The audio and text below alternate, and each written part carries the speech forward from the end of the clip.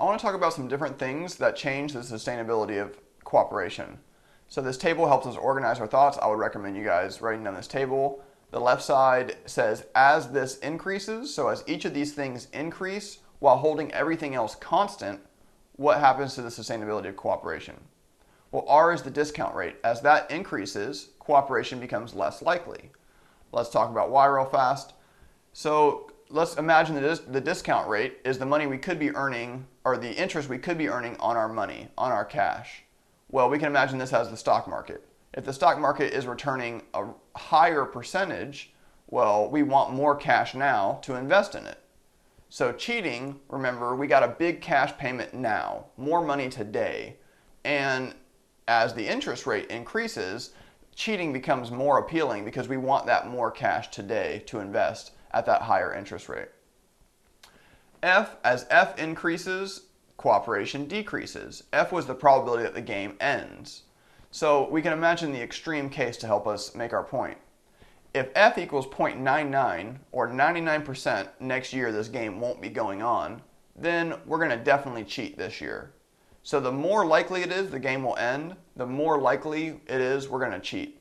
Because, again, you can imagine the extreme case. If there's basically no chance the game will end next year, then we can imagine it'd probably be in our best interest to cooperate.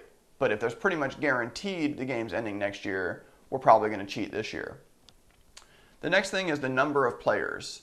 And as the number of players increase, cooperation becomes less likely. It decreases. Let's talk about an example why. So to help me understand this example, I like to think about a world where we have two firms. One firm, A, makes one phone call to firm B and says, hey, let's cooperate. So it's just two guys in the market. It's very easy to get two guys to agree on something. They don't have to one guy only has to trust that one other person is going to do the right thing and cooperate and play soft, whatever that may be. Imagine a world where there's 10 firms, more firms. Well, now player A has to call player B, C, D, E, F, all those other players and get them to cooperate.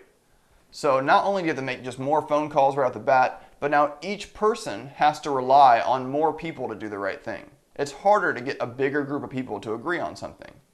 So that's why as the number of players increase, cooperation becomes less likely. The next one is noise. So noise is any disruption of communication. And this example I like to think about, imagine a world where in both worlds there's two firms, and in world A, there's just one guy that owns the firm. So there's not much noise when they communicate. The first firm calls the next firm and the owners are talking to each other right on the phone. And they're like, hey, let's cooperate. I promise you I'm going to cooperate. I'm going to play soft, so you should play soft also. We'll make more money combined. Well, these two firms, they didn't have much noise. They were talking directly to each other. They could hear each other. Everything was great.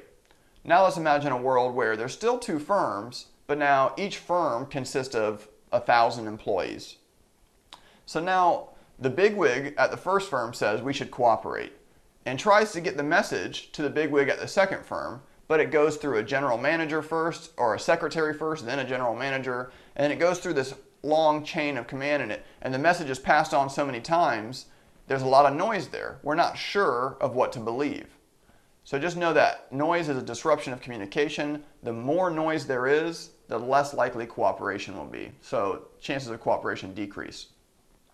And then these next three are pretty self-explanatory. As our profit, if we cooperate, increases, chances of cooperation are going to increase. As our profit, if we cheat, increases, the sustainability of cooperation will decrease. And as our profit-Nash equilibrium increases, the sustainability of cooperation decreases. So you want to make this table and understand all of these different factors. This will definitely show up, and this will help you understanding a lot of stuff in this class. So definitely try to reason these out. The best way I do it is through little examples. You can just create a little world and imagine different scenarios. That helps me think it through, but whatever works for you.